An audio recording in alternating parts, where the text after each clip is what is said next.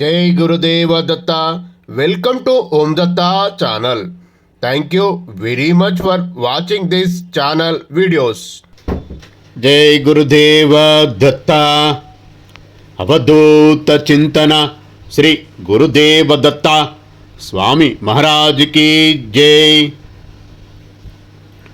దత్త బంధువులందరికీ, ఆత్మ బంధువులందరికీ నమస్కారము.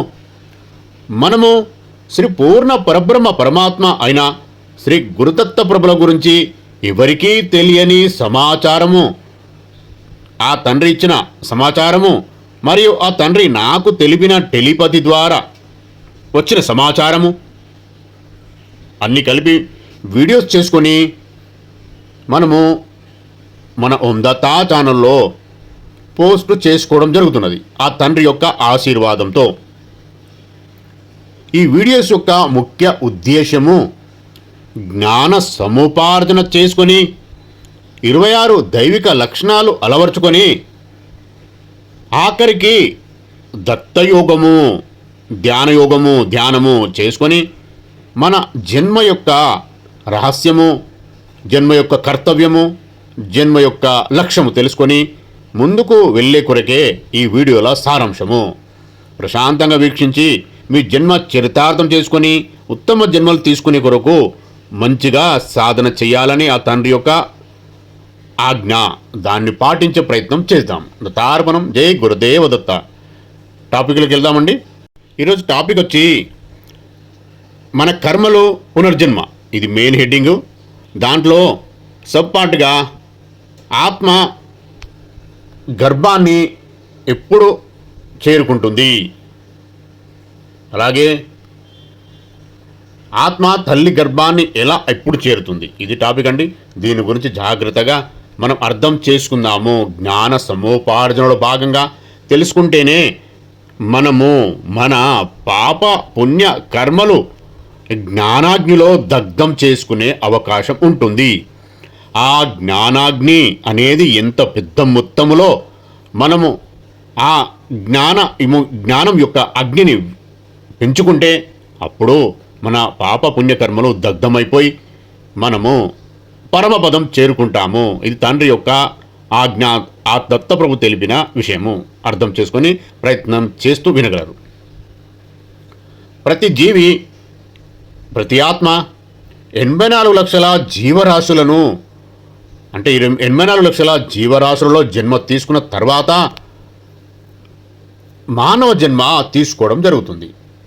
ఈ మానవ జన్మ తీసుకున్న తర్వాత అప్పుడు మానవ జన్మ తీసుకునే ముందు ఆ జీవుని యొక్క సంచిత పుణ్యాలు మరియు కర్మలు, కార్యాలు సమతుల్యతకు వచ్చినప్పుడు అది మానవ జన్మను పొందుతుంది. అది అన్నింటికంటే అత్యంత అరుదైన మరియు అమూల్యమైన జన్మగా పరిగణించబడుతుంది మానవ జన్మ. ఒక జీవి ఏదైనా ఒక నిర్దిష్ట జీవ రూపంలో మరణించినప్పుడు దాని గత కర్మల ఆధారంగానే మాత్రమే అది జరుగుతుంది. దాని తదుపరి జన్మకు సంబంధించిన నిర్ణయం ఆ ఆత్మకు లభిస్తుంది. శ్రీమద్ భగవత్ పురాణంలో చాలా వివరంగా వర్ణించబడింది. ఉన్నత జీవ రూపం మానవుడు లేదా దేవత, చెడు పనులు నిమ్న జీవరూపం జంతువు, కీటకం మొదలైనవి. మరణాంతరం ఆత్మ ఒంటరిగా ప్రయాణించదు.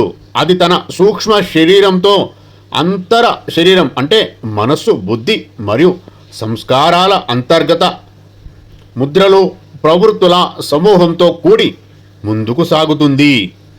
దీన్నే ఖచ్చితంగా ఒకరి కర్మల సమాచారం అని వ్యవహరిస్తారు. ఇదే అంతిమంగా తదుపరి జన్మ స్వభావాన్ని నిర్ణయిస్తుంది. ఆత్మ గర్భంలోకి ప్రవేశించే మార్గాలు. ఒక ఆత్మ మానవ జన్మను పొందాలని నిర్ణయించబడినప్పుడు దాని కర్మల ఆధారంగా దానికి తగిన కుటుంబం కేటాయించబడుతుంది. సరిగ్గా అదే క్షణంలో ఒక స్త్రీ పురుషుల కలయిక ద్వారా గర్భస్థ శిశువు రూపుదిద్దుకుంటుంది. ఆ ఖచ్చితమైన క్షణంలో లేదా ఆ వెంటనే ఆ ఆత్మ గర్భంలోని ఆ శిశువులోకి ప్రవేశిస్తుంది. శాస్త్రాల ప్రకారం ఈ మొత్తం ప్రక్రియ ఒక దైవ నిర్ణయం. దైవీ యోజనగా పరిగణించబడుతుంది. ఈ మొత్తం చక్రం కేవలం శ్రీ మహావిష్ణువు యొక్క సంకల్పం ద్వారా లేదా పరమాత్మ, సర్వోన్నత ఆత్మ, నిరాకార తత్వమైన పూర్ణ పరబ్రహ్మ పరమాత్మ అయిన శ్రీ గురుదత్త ప్రభుల యొక్క ఇచ్ఛ ద్వారా మాత్రమే నడుస్తుంది. ఏ జన్మ కూడా కేవలం ఒక యాదృచ్ఛికం కాదు. అంతేకాదు, ఇది ఒకరి కర్మలకు మరియు మార్పు లేని దివ్య నియమాలకు మధ్య జరిగే పరస్పర చర్య ఫలితంగా సంభవించే అనివార్య పరిణామము. శాస్త్రాల ప్రకారం గర్భంలో నివసించే సమయంలో ఆత్మ తన గత జన్మలకు సంబంధించిన సంపూర్ణ జ్ఞానాన్ని కలిగి ఉంటుంది మరియు ఈ విధంగా ప్రార్థిస్తుంది: ఓ ప్రభు, ఈసారి దయచేసి నాకు మోక్ష అంటే విముక్తి మార్గాన్ని చూపించు తండ్రి అని అడుగుతుంది. అయితే అది జన్మించిన క్షణమే, ఆ ఆత్మ జన్మ తీసుకున్న క్షణమే ఆ సర్వస్వాన్ని మర్చిపోతుంది. ఆ పూర్తి జ్ఞానం, ఇంతకుముందున్న జన్మల జ్ఞానమంతా ఉండేది అది జన్మ తీసుకున్న తర్వాత మర్చిపోతుంది. ఈ దిగ్విషయాన్నే మాయా భ్రమల తెర అని వర్ణించారు. మానవ జన్మ అత్యంత అరుదైనది. ఇది కేవలం ప్రాపంచిక భోగాల అనుభవం కోసం నిర్దేశించినది కాదు. మోక్షము, అదే విముక్తి, మోక్ష సాధన కోసం ఉద్దేశించబడింది. మన తదుపరి జన్మ స్వభావాన్ని నిర్ణయించేది మన సొంత కర్మలే. అందుకే ఉత్తమమైన జన్మ తీసుకోవాలంటే జ్ఞాన సముపార్జన చేసుకొని దత్తయోగం చేయాలని మనం ప్రతి వీడియోలో చెప్పడం జరుగుతున్నది. దాని అర్థం ఇదే. ఆత్మ తన కర్మలకు అనుగుణంగా 84 లక్షల విభిన్న జీవ రూపాల గుండా సంచరిస్తుంది మరియు సమయం, కర్మ సంబంధిత పరిస్థితులు అనుకూలించినప్పుడు దివ్య సంకల్పం, దైవ నిర్ణయం మేరకు అది ఒక తల్లి గర్భంలో ప్రవేశించి మానవునిగా జన్మిస్తుంది. ఈ విషయమే జనమరణ చక్రంలో తిరుగాడుతున్నో అని అంటూ ఉంటారు. దాని విషయమే ఇది అర్థం చేసుకోవాలి. పూర్తిగా కొంతనే అర్థమవుతుందండి. జాగ్రత్తగా అర్థం చేసుకోవాలి. తోలుత ప్రథమ కల్పంలో అత్యంత నిర్మలమైన శరీరాలను సృష్టించాడు ఆ పరబ్రహ్మ. ఆ ప్రకారం పుట్టిన మానవులు మహాసత్వగుణ సంపన్నులు, సత్యం పలికేవారు, సత్యవ్రతులై ఉన్నారు. జ్ఞాన సముపార్జన చేశారు, స్వేచ్ఛగా జీవించారు, దేవతల మార్గంలో పయనించారు, అధిక శ్రమ లేకుండా ఎక్కువ ఫలితాన్ని పొందారు, ధర్మం తప్పకుండా జీవించారు. వారికి మాత్సరం వంటి దుర్గుణాలు లేవు. అధిక సంతానవంతులై 1000 సంవత్సరాలు జీవించారు. కాలక్రమేణా వారిలో కామం, లోభం, మదం, మాత్సర్యం లాంటి దుర్గుణాలు ప్రవేశించాయి. అందుకే దేవతలు వారిని వదిలివేశారు. మానవులలో బలం క్షీణించింది, సంపదలు తొలగిపోయాయి, దారిద్ర్యులు అయ్యారు. చేసిన కర్మలకు సత్ఫలితాలు రావడం తగ్గింది, రోగాగ్రస్తులు అవడం మొదలైంది. మానవులకు దేవుని మీద నమ్మకం సన్నగిల్లి నాస్తికులు అయ్యారు. ఒకరంటే ఒకరికి పడటం లేదు, పాపాలు చేస్తున్నారు, చివరకు నరకానికి పోతున్నారు, క్రిమి కీటక జంతు జన్మలు ఎత్తుతున్నారు. ఈ సంసారంలో తిరుగుతూ జనన మరణ చక్రంలో పడి సతమతమవుతున్నారు. పాప పుణ్య ఫలితాలు. మానవులు చేసే పుణ్యం, పాపం మరణాంతరం కూడా నశించవు. వారి పాపపుణ్యములు నశించాక వాటి వాసనలుగా వారి వెంట వెళుతాయి. మానవులు ప్రస్తుత జన్మలో చేసిన పాపపుణ్యాలు అనేవి కొందరు వారు చేసిన పాపపుణ్యములకు ఈ జన్మలోనే ఫలితం అనుభవిస్తారు. పుణ్యపాప ఫలాలు ఖర్చు కాగా మిగిలిన ఫలితాలను కొందరు స్వర్గంలోనూ నరకంలోనూ తప్పక అనుభవిస్తారు. కొందరికి ఈ నరకంలోనూ పరలోకంలోనూ సుఖం ఉండదు. కొందరు ఎక్కువ ధనం సంపాదిస్తారు, కానీ మోహం, లోభం కలిగి స్వసుఖాలకు మాత్రమే ధనం ఉపయోగిస్తారు. ఇంద్రియ సుఖాలకు మాత్రమే వెచ్చిస్తారు. పుణ్యకార్యాలు చెయ్యరు. నీవు ఎక్కువ పుణ్యకార్యాలు చేశావా మంచి జన్మ వస్తుంది. వేదాధ్యయనం, తీర్థయాత్రలు చేయడం లాంటి పుణ్యకార్యాలు అనేకం చేయాలి. అప్పుడు ఆ కష్టాలను అనుభవించినా పరలోక సుఖం లభిస్తుంది. ఎల్లవేళలా ధర్మకార్యాలు చేస్తూ, ధర్మాచరణ చేస్తూ, ధర్మబద్ధంగా ఆర్జిస్తూ, ధర్మబద్ధంగా వివాహం చేసుకొని సంతానం పొందిన వారికి ఇహలోక పరలోక సుఖాలు అన్నీ సమకూరుతాయి, అనుభవిస్తారు. కష్టాలు మనిషిని కష్టంలో ఉన్నప్పుడు ఎవరు నిందిస్తాడు? కష్టాలు మనిషి ఎవరు నిందిస్తాడు? కష్టాలు వచ్చినప్పుడు మనిషి ఎల్లప్పుడూ అసత్యము మాటలు మాట్లాడుతూ ఇంద్రియలోలులై తిరుగుతూ శుచి శుభ్రం లేకుండా నాస్తికులై అపరాధాలు చేసేవారు ఇహలోకంలోనూ పరలోకంలోనూ దుఃఖం అనుభవిస్తారు. భూభారాన్ని తగ్గించాలంటే యజ్ఞయాగాదులు దాన ధర్మాలు పుణ్యకర్మాలు చేసి దేవత్వాన్ని పొందుతారు. మనిషిగా భూమిపై పుట్టిన వ్యక్తి తన జీవితంలో ఎక్కువ కష్టాలు పడుతూ కష్టాలు భరించలేక దేవుణ్ణి అయిన వాళ్ళను నిందిస్తూ ఉంటారు. గత జన్మలో బ్యాలెన్స్ పాపం ఫలం ఈ జన్మలో అనుభవిస్తున్నాము అని ఆలోచన చేయలేకపోతున్నారు మానవులు. జ్ఞానం లేక అజ్ఞానంతో ఎవరైనా అన్ని సుఖాలు అనుభవిస్తూ జీవితాన్ని ఆనందంగా అనుభవిస్తున్నారు అంటే గత జన్మలోనే పుణ్యఫలం ఖర్చు చేసుకుంటున్నాడు అని అర్థము. అందుకే మానవులుగా జీవించి మనం గత జన్మలో తెలిసో తెలియకో చేసిన పుణ్యమో పాపమో ప్రస్తుత జన్మలో దాని తాలూకు మిగులు ఫలితాలు అనుభవిస్తున్నాం అన్న దైవ రహస్యం అర్థమైతే చాలు. ఇదే జ్ఞాన సముపార్జన. పాప ఫలితం ఎప్పుడు మన ఖాతాలో జమ అవుతుందంటే ఎవరికైనా మాట ఇచ్చి తప్పకూడదు, ఒకరి కడుపు కొట్టి సంపాదించడం కూడదు, తల్లిదండ్రులను గురువులను నిందించకూడదు, బాధ్యత విస్మరించి జీవించడం, దాన ధర్మం చేయకపోవడం, మితిమీరిన స్వార్థంతో జీవించడం మొదలగు పనుల వలన మన ఖాతాలో పాప ఫలితం జమ అవుతుంది.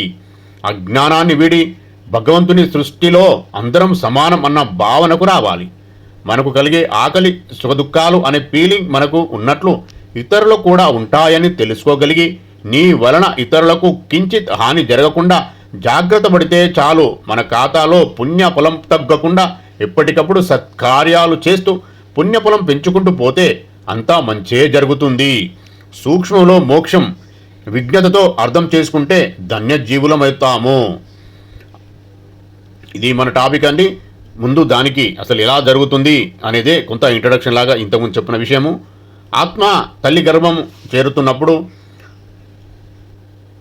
దైవత శక్తి ఒక బిడ్డ గర్భంలోకి దివ్యంగా ప్రవేశిస్తుందని, అందుకే ఆ బిడ్డ పుట్టుక శుభకార్యంగా పుణ్యకార్యంగా భావిస్తారు. ఇలాంటి భావనతో ఆత్మ తల్లి కొత్త జన్మ కర్మఫలంగా పుట్టే పునర్జన్మ అనే అంశాన్ని సూచిస్తుంది.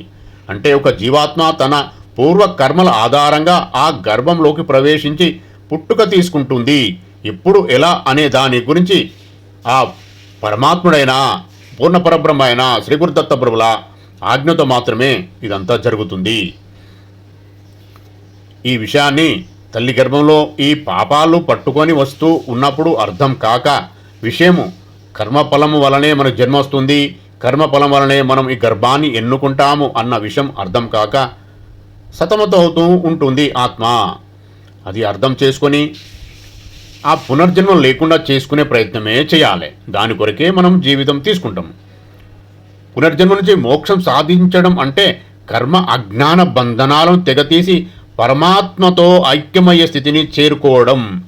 ఇది ఎక్కడో ఆకాశంలో కాదు, ఈ జన్మలోనే మన సాధన ద్వారా సాధ్యమయ్యే లక్ష్యం. మోక్షం అంటే అదే. పునర్జన్మ సంసార చక్రం నుండి పూర్తి విముక్తి. భయం కోపం అహం ఇష్ట అనిష్ట బంధాలు అన్నీ కరిగిపోయి పరమాత్మ స్వరూపంలో స్థిరమైన ఆనంద స్థితిలో నేను ఈ శరీరం కాదు, నేను ఆత్మ పరమాత్మ ఒక్కటే అనే జ్ఞానం గుర్తు చేసుకుంటూ ముందుకు వెళ్ళినప్పుడే అది సాధ్యమవుతుంది. తల్లి గర్భంలో ఉన్నప్పుడు ప్రతిదీ గుర్తుకుంటుంది. ముందుకు తల్లి గర్భం నుండి బయటికి వచ్చినప్పుడు ఇవన్నీ మర్చిపోయి అర్థం కాని మాయలో పడి అజ్ఞానపు తిమిరంలో అజ్ఞానం అనే దానిలో పడి ఈ విషయాలన్నీ మర్చిపోతూ ఉంటాము. వాటి గురించి ఇంకా ముందు ముందు వచ్చే వీడియోలో ఇంకా తెలుసుకుందాం.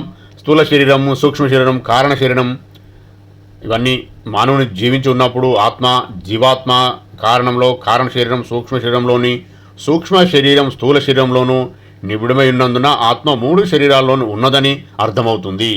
ఈ విషయాలన్నీ ముందు వచ్చే వీడియోలో ప్రశాంతంగా తెలుసుకుందాం ఆ తండ్రి యొక్క ఆశీర్వాదంతో.